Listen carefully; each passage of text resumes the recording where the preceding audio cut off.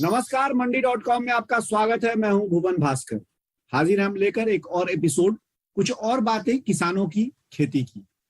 मंडी.com में आज हम बात करने जा रहे हैं एक बार फिर एक खास किसान की। आमतौर पे हम नीतियों की बात करते हैं। पिछले कुछ एपिसोड्स में हमने लगातार बजट में जो कृषि संबंधी घोषणाएं हुई उनकी बात की, लेकिन सबके बाद, जैसा कि बार बार कही जाती है बात, की जो भी कृषि की प्रगति है, कोई भी नीति हो, कोई भी कार्यक्रम हो, जब तक किसान स्वयं उसको अच्छी तरीके से अपने ऊपर लेकर और खेतों में उतारने की कोशिश नहीं करेगा, जब तक जो तमाम प्रयोग हैं जो प्रयोगशालाओं में होते हैं या जो किताबों में सिद्धांत तौर पे बताए जाते हैं, जब तक किसान उनको खेतों में नहीं उतारना शुरू करेगा, तब तक वो प्रयोग सफल नहीं हो सकते। तो इसी बात की एक वानगी, यानी एक ऐसा उदाहरण हम आज आपके लिए चुन कर लेकर आए हैं। एक ऐसा किसान जिन्होंने तमाम प्रयोगों और सिद्धांतों को अपने खेतों में उतारा है और इसलिए सफलता की एक नई कहानी लिखी है। हम आपका परिचय करा देते हैं आज के हमारे मेहमान और प्रगतिशील किसान अभिषेक कुमार से। अभिषेक कुमार केवल किसान ही नहीं है, एग्री एंटरप्रेन्योर भी हैं, कृषि उद्यमी हैं।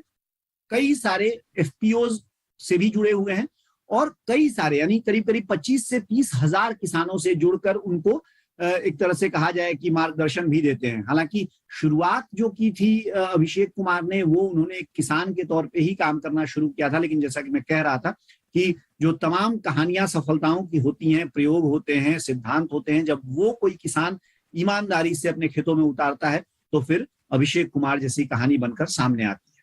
अभिषेक, आपका बहुत बहुत स्वागत है मंडी.com में। धन्यवाद। अभिषेक जी, बाकी जो बातें हैं वो सब हम समझेंगे इस अगले आधे घंटे के इस एपिसोड में कि कैसे कैसे आपने क्या क्या किया है। लेकिन सबसे पहले मैं शुरुआत समझना चाहूंगा, क्योंकि आप बिहार के औरंगाबाद से हैं और औरंगाबाद का जो इलाका है उसमें पहले भी हमने मंडी.com में कुछ कहानियां की हैं, जिसमें कि बहुत एग्जॉटिक, यानी अलग तरह के स्ट्रॉबेरी उगाने वाले किसान भी वहां पर हैं। वहां पर ऐसे किसान भी हैं जो आमतौर पे गेहूं धान से अलग हटके कुछ खेती करके, और उन्होंने काफी अच्छा नाम भी कमाया है और वो पैसे भी अच्छा कमा रहे हैं। आपने कैसे शुरुआत की अपनी किसानी?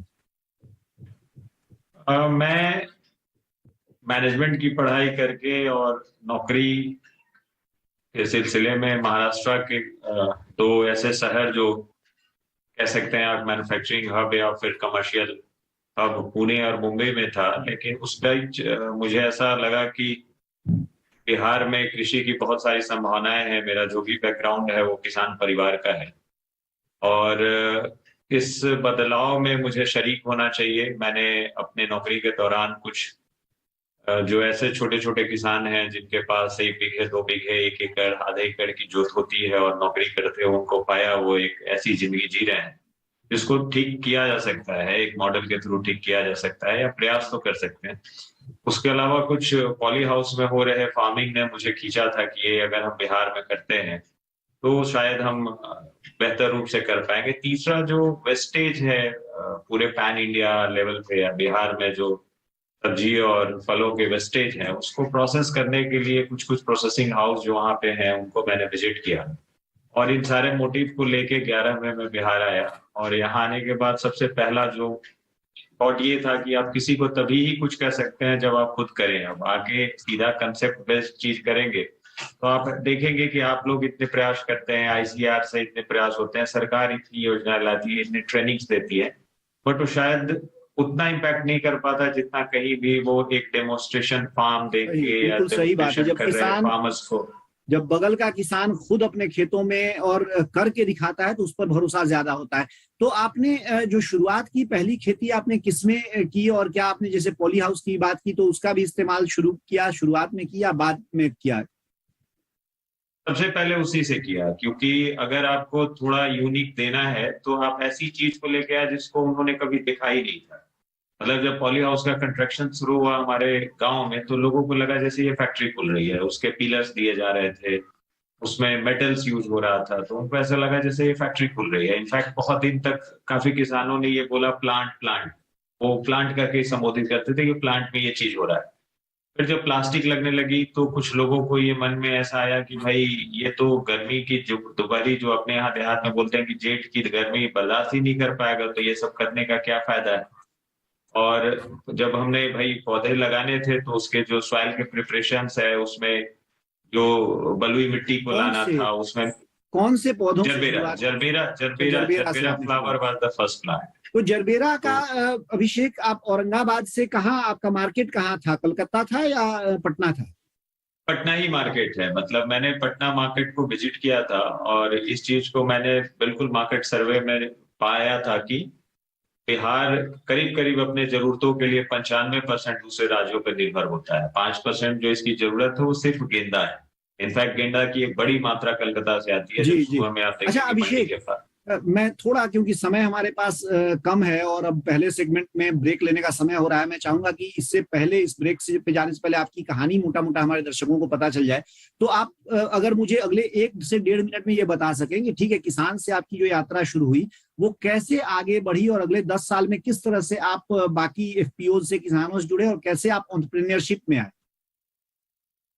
किसानी करते करते एक फीलिंग आ गई कि भाई आप उन किसानों को तो पुश दे सकते हैं जिनके पास महज ½ एकड़ 1.4 एकड़ जमीन है और वो रेवेन्यू बेस पे 4.5 लाख 5 लाख तक पर एनम होता था, जो नेट प्रॉफिट में 3 लाख के आसपास होता था। डिस्पाइट एम्प्लॉयमेंट, मैं 2 लोगों को फुल टाइम एम्प्लॉयमेंट देता था। वो हमारे इलाके का पहला प्रयोग था जिसमें साल भर 2 लोगों को आप एक सर्टेन सैलरी पे दे रहे हैं।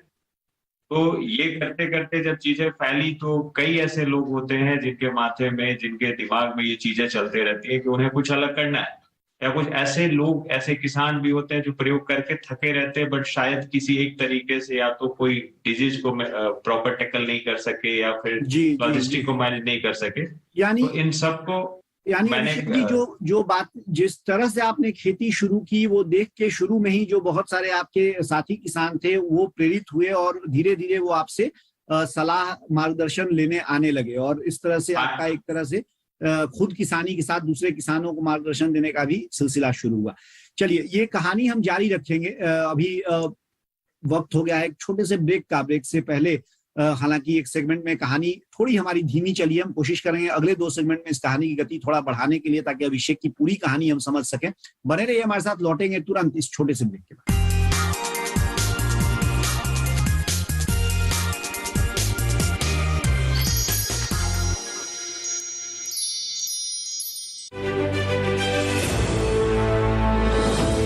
खुशहाल होंगे खेत, पशु भी रहेंगे स्वस्थ, सरकारी स्कीम का होगा लाभ, जब एक्सपर्ट्स का मिलेगा साथ, किसानों के सवाल, विशेषज्ञों के जवाब, अब सिर्फ एक फोन कॉल पर।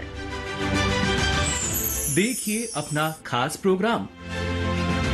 हमारे टोल फ्री नंबर हैं 1800-113060, 1800-113061। हेलो किसान, सोमवार से शुक्रवार शाम 6 बजे सिर्फ दूरदर्शन किसान पर। जानेंगे क्या है किसानों का हाल, हम पहुंचेंगे आपके गांव, मिलेगा सरकारी योजनाओं का ज्ञान, जब लगेगी चौपाल। देखिए चौपाल चर्चा, सोमवार से शुक्रवार सुबह 9 बजे सिर्फ दूरदर्शन किसान पर।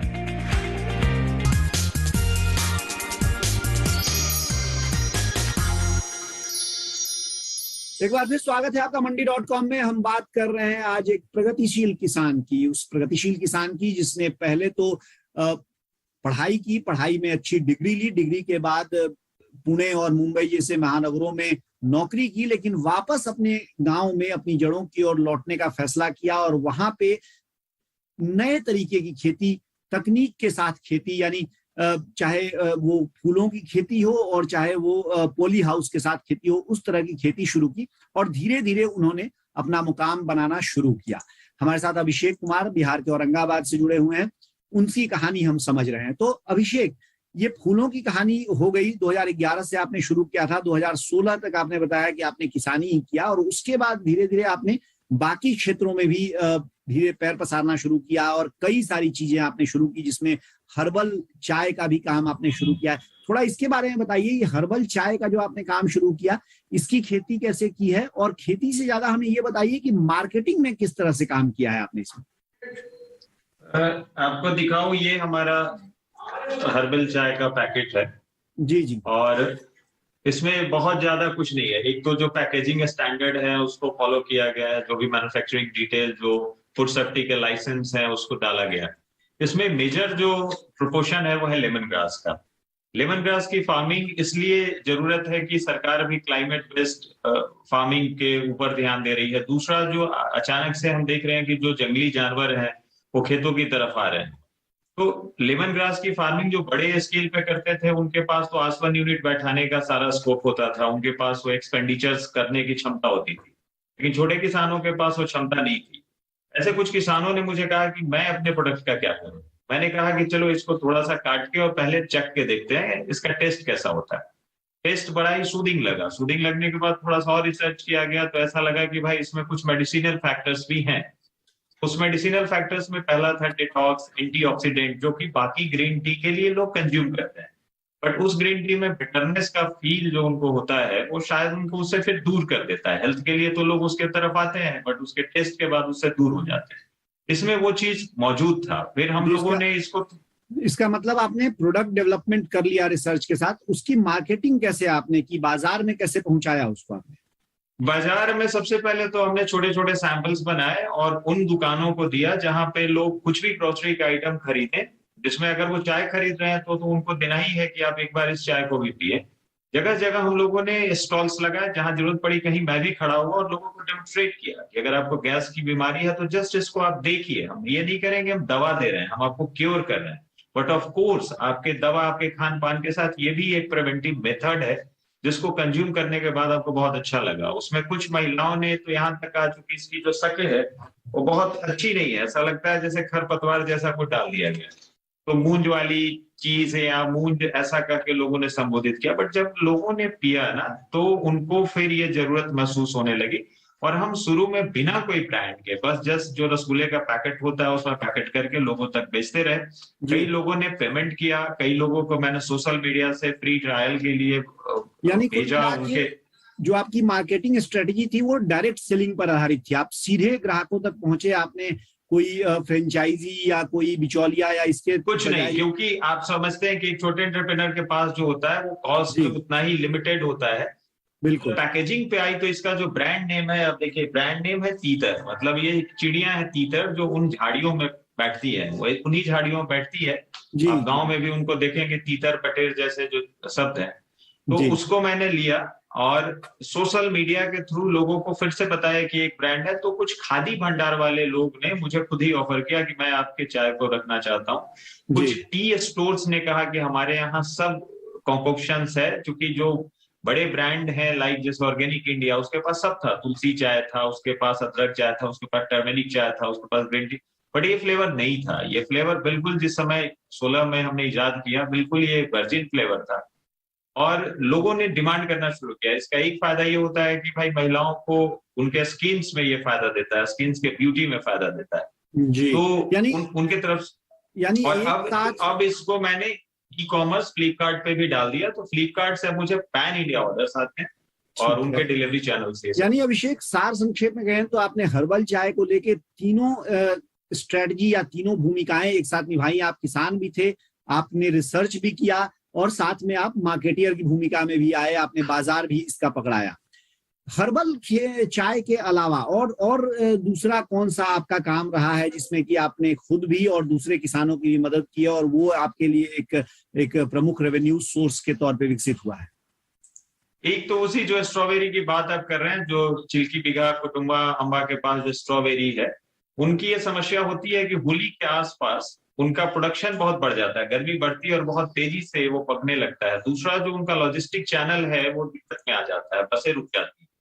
तो उसका स्क्वैश बनाने का ट्रायल हमने कर रखा है कि स्क्वैश को हमने बहुत ही सिंपल मिक्सी में मैंने स्ट्रॉबेरी को ये किया, उसको पिसाई करी, उसके साथ शुगर किया, उसको सोडियम बेंजोएट किया, उसको साइट्रिक एसिड में मिला के एक सर्टेन परफोस्फेट उसमें ऑफ कोर्स जो यूनिवर्सिटी के लोग हैं, जो होम साइंस के साइंटिस्ट हैं, उनकी भूमिका थोड़ा सा हमने जोड़ी है और वो बहुत ही सफल हुआ है। तो इसके साथ हम 2-3 और चीजों को लेके आ गए हैं। एक तो तुलसी का ड्रॉप। इस कोरोना काल में बहुत सारे ऐसे लोग हैं जिन्हें आयुर्वेद से बहुत प्रेम नहीं था, बट इम्यूनिटी के नाम पर उन्होंने ऐसे बहुत सारी चीजों का सेवन किया है, ऐसा ट्राई किया है।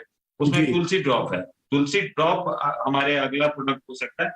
कई हमारे users already moringa powder, hibiscus tea का यूज कर रहे हैं। ये जो भी आप प्रोडक्ट्स बता रहे हैं, इसकी सोर्सिंग आप किसानों से ही सीधे करते हैं या किसान हमारे किसान, इनफैक्ट वो सब का कोई ना कोई एक सोर्स हमारा खेत भी है। मतलब ये मैं जितनी चीजें कर रहा हूँ, मैंने तुलसी की खेती करी हुई है, हमने मेंथा की खेती करी हुई है, हमारे खेत में लेमन ग्रास लगे हुए हैं, उड़हुल लगा हुआ है। हालांकि उड़हुल को कुछ हद तक नील गायों ने थोड़ा तंग किया, बट हम अब सोलर फेंसिंग के थ्रू उसको प्रोटेक्ट कर रहे हैं।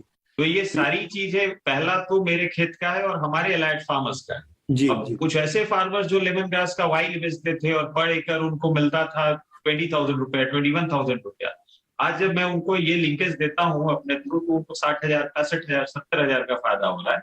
और अब तो एक ऐसी विधा चली है कि कई ऐसे आयुर्वेदिक संस्थान या सामाजिक संस्थान बहुत ही बल्क रेट पे इसको परचेज कर रहे हैं। जी अभिषेक, हम ये चर्चा जारी रखेंगे, लेकिन फिलहाल वक्त हो गया है छोटे से ब्रेक का। ब्रेक से लौटेंगे और जानेंगे कि अभिषेक कुमार जो किसानों के साथ मिलकर काम कर रहे हैं और जितने बड़े पैमाने पर, यानी बिहार के अलावा उत्तर प्रदेश और मध्य प्रदेश तक के किसानों को संपर्क में लाकर किस तरह से कौन सी नई चीजें वो किसानों को बता रहे हैं, जिससे किसानों की आमदनी बढ़ाने में सुविधा तो हो ही रही है, लेकिन साथ ही बाजार में कहें कि नए तरह के और सीधे किसानों से जुड़े उत्पाद भी मिल रहे हैं। बने रहिए हमारे साथ, लौटेंगे इस छोटे से ब्रेक के बाद।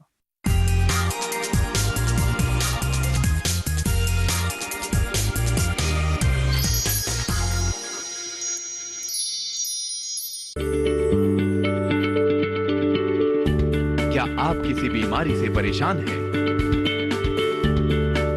चाहते हैं डॉक्टर की सलाह? तो हम हैं आपके साथ, बताएंगे आपको जीने की राह। समस्याएं आपकी, समाधान देश के मशहूर विशेषज्ञों के।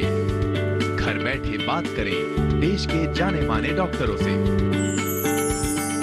हमारे लाइव प्रोग्राम स्वस्थ किसान में हर शनिवार शाम 6 बजे से 7 बजे तक।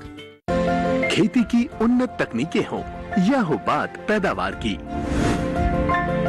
पशुपालन में आ रही हो कोई परेशानी या बात हो पशुओं के स्वास्थ्य की, हम बताएंगे हर पहलू की सटीक जानकारी। साथ ही मिलवाएंगे कामयाबी के महारथियों से। आपके अपने कार्यक्रम गांव किसान में, सोमवार से शुक्रवार शाम 4 बजे।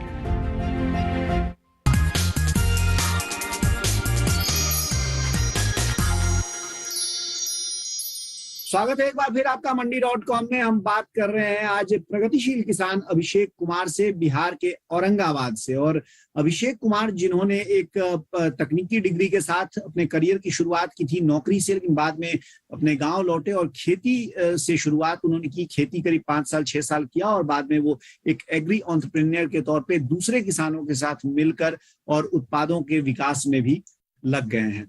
अभिषेक, जो बातें हमने अभी तक की उससे समझ में आया कि आपने हर्बल चाय विकसित किया, तुलसी है और आपने बताया लेमन ग्रास है, मेंथा है, ये सब आपने खेती भी की है, इनके उत्पाद भी आपने बनाए हैं और बाजार में सीधे पहुंचाए हैं। जो मार्केट लिंकेज की बात आप बीच में बता रहे थे कि आपने मार्केट लिंकेज के लिए जो प्रयास किया है, मैं चाहता हूं थोड़ा सा हमारे दर्शकों को उस पर आप और जोर देके बताएं, क्योंकि ये एक बहुत बड़ी समस्या है किसानों के लिए, क्योंकि वो उत्पादन तो अच्छा कर लेते हैं लेकिन बाजार से वो जोड़ नहीं पाते हैं अपने आप को और अपने उत्पादों को। इसके लिए क्या क्या आपने किया, थोड़ा संक्षेप में बताइए। और किसानों के लिए जो सलाह आपको लगता है वो बिंदुवार आप अगर कुछ सलाह दे सकें 2-3 तो बहुत अच्छा हो। यही है कि एक फार्मर्स के नाते, एक जो ट्रेडिशनल फैमिली फार्मिंग के नाते हमने देखा कि भाई फाइटी उनका खेत से जाता है, हर किसी का एमएसपी नहीं मिलता। तो किसान प्रो एक स्टार्टअप हमारे कुछ मित्रों ने बना रखा था। उन्होंने मुझे कहा कि आप भी साथ में आओ, और किसान प्रो के थ्रू हम लोग ऐप बेस्ड सॉल्यूशंस देते हैं। डेटा का रियल टाइम उस पे संग्रह होता है। मौसम तो मैं मानता हूं कि मौसम की भविष्यवाणी अब करीब करीब गूगल भी कर देता है, लोग गूगल पे डाल के देख लेते हैं रेन का। बट एग्जैक्ट डेटा, जैसे एक स्पेसिफिक डेट पे खीरा का प्राइस क्या है, कौन से दिन आप उसकी सोइंग करेंगे तो मैक्सिमम हार्वेस्टिंग होगा। लाइक मैं आपको समझाऊं कि ग्लैडियोलस का फूल कोई लगा रहा है, बट अब ग्लैडलेस का फूल महंगा बिकेगा, बट ऐसे समय में फ्लावर आएगा जहां पे लगन है ही नहीं, तो पर यूनिट कॉस्ट इतना कम मिलेगा किसान को कि इनोवेशन तो हुआ, उसका फोटो तो छपेगा, उसका वाट्स तो मिलेंगे, बट किसान के पॉकेट में कुछ नहीं गया। आमदनी तो हम नहीं लोग बढ़ेगी। किसान प्रो के थ्रू ये सॉल्यूशंस देते हैं कि किस समय लगाइए, कौन सी वैरायटी लगाइए, और अगर आपको जरूरत पड़े तो हम लिंकेज करके देते हैं, बाजार से हम 10% 15% सस्ते रेट पे आपको देंगे, और प्रोड्यूस को हम ऐसे इंस्टीट्यूशंस के पास लेके जाते हैं जहां पे उनका एक स्पेसिफिक क्राइटेरिया होता है और उनको ज्यादा दाम उनसे मिलता है, जिसमें से कुछ स्ट्रॉबेरी, कुछ खीरा, कुछ पपीता को हम लोग एक्सपोर्ट जैसा भी देख रहे हैं। ऐसे मतलब किसान प्रो स्टार्टअप हम लोग ये प्रयास में है कि एटलीस्ट बिहार और झारखंड के कुछ किसानों को हम लोग लिंकेज करें। इस लिंकेज के चरण में हमने धान को कुछ बड़े ब्रांड, जो इंडिया के बड़े ब्रांड है, वहां तक पहुंचाया है, और बहुत तो नहीं, किसानों को हमने 25 पैसा 30 पैसा पर केजी का फायदा दिया। 25-30 पैसा पर केजी का फायदा मतलब होता है कि एक छोटा किसान 3 एकड़ 4 एकड़ वाले के पॉकेट में आप एडिशनल 15,000 20 हजार डाल देते हैं, तो उसके एक दो बच्चे के साल भर के स्कूल फी के बराबर हो। अभिषेक, हमारे पास समय अब लगभग खत्म हो गया है और कार्यक्रम के बिल्कुल आखिरी में है। बस एक सवाल आपसे और मैं पूछना चाहता हूं कि आप औरंगाबाद बिहार से केंद्रित हैं, वहीं से आप अपना स्टार्टअप भी चला रहे हैं। लगभग बिहार के हर जिले में, पूरे बिहार में आपने किसानों से अपने को जोड़ा है, और साथ ही आप दूसरे राज्यों के, उत्तर प्रदेश, मध्य प्रदेश और झारखंड के किसानों के साथ भी काम कर रहे हैं। किस तरह से आप इनके साथ जुड़ते हैं, किन तकनीकों की आप मदद लेते हैं, और इनको किस तरह की एक्सटेंशन सर्विसेज, किस तरह की सलाह आप देते हैं? देखिए, एक महाराष्ट्र छूट गया, अभी देहरी में हमने महाराष्ट्र से 1 ट्रक प्याज मंगाया है, वहां से चल के आया, जो भी फ्रेट कॉस्ट है उसको मैंने ये किया, और जो बढ़वार हुआ है, जो सरकार अभी एक्सपोर्ट को जारी रखे हुए है, इंपोर्ट होना नहीं है, तो सीधा पैसा किसानों को हमने दे दिया, किसानों को वो मेहनत नहीं लगा। अब कर्नाटका में हम बीज को सोर्स करके, जो एक तो बड़े ब्रांड है फीड के, मतलब चिकन फीड के, उनको दे रहे हैं। तो हमारा सलाह उनको यही होगा कि ऑलवेज इनोवेशंस पे तो ध्यान दें, लेकिन इनोवेशन के साथ टाइमिंग बहुत इंपॉर्टेंट रखें, वैरायटीज बहुत इंपॉर्टेंट रखें, और बेचने के लिए आसपास अपने ऐसे लोगों को सर्च करें जो उनको पेमेंट देने का कमिटमेंट जो करें, नगद मतलब सेम डे। जनरली अभी तक लोगों ने क्या फॉलो किया कि नगद के नाम पर उनको दे तो देते हैं, बट वो पैसा 20 दिन बाद, 25 दिन बाद, कहीं कहीं तो 1 साल तक नहीं मिलता है। दूसरा, जो भी सरकारी स्कीम है, खासकर प्रिवेंशन के लिए या जो स्टोरेज के लिए, उसका यूज जरूर करें। वो अगर जिले में 2-3 ही आया है, तो आप अपने वरीय पदाधिकारी को रिक्वेस्ट करें कि हम 4 लोग थे, हम चारों गोदाम बनाना चाहते थे, लेकिन हमारे जिले में 2 ही आया, तो 2 एडिशनल दे दिया जाता है। कोई ऐसा टारगेट नहीं है, जैसे पिछले ही साल हमारे जिले में मेंथा का टारगेट 0 था, बट हम सब किसानों ने दिखाया जाके उद्यान पदाधिकारी महोदय को, डायरेक्टर उद्यान को, कि भाई हम 100 एकड़ में नर्सरी लगाए हुए हैं और हमारे यहाँ योजना नहीं आप देंगे तो इसका फायदा आपको भी नहीं मिलेगा। आप चाहते हैं कि क्लाइमेट बेस्ड फार्मिंग का फायदा हमारे पूरे राज्य के किसानों को मिले। तो ऐसी चीजें बहुत बार आप सरकार को पहुंचाए, और ये कलेक्टिव पहुंचाए, अकेले नहीं संभव होगा। अकेले आप करेंगे तो 10 जानवर आपके फसल को बर्बाद कर देंगे, और 10 जब करेंगे तो कोई ना कोई एक वहां आपके प्रोडक्शन के लिए खड़ा रहेगा, क्रॉप के मंडी आपके तक आएगी। क्योंकि आज के डेट में हर किसी को 1 ट्रक 1 रैक का माल चाहिए। कोई ये नहीं कहता है कि 10 बोरा है तो भेजो, कोई ये कहता है कि भाई। अभिषेक, मुझे बहुत उम्मीद है कि आपने ये जो तमाम बातें बताई हैं वो हमारे किसानों के लिए, किसान दर्शकों के लिए बहुत ही उपयोगी साबित होगी।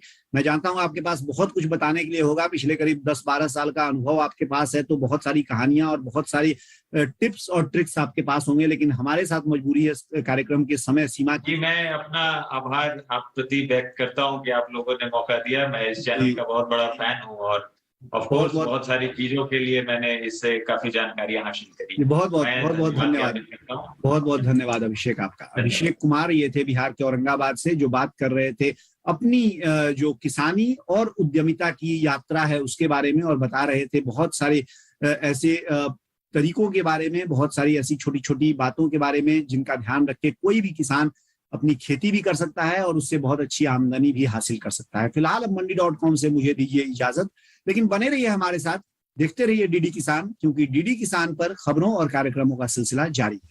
आपकी राय हमारे लिए बहुत महत्वपूर्ण है। आप हमारे टोल फ्री नंबर पर कॉल कर सकते हैं और अपनी राय दे सकते हैं। साथ ही आप ईमेल के जरिए भी हमें अपनी राय दे सकते हैं। हमारा ईमेल पता है ncdexmandi@gmail.com।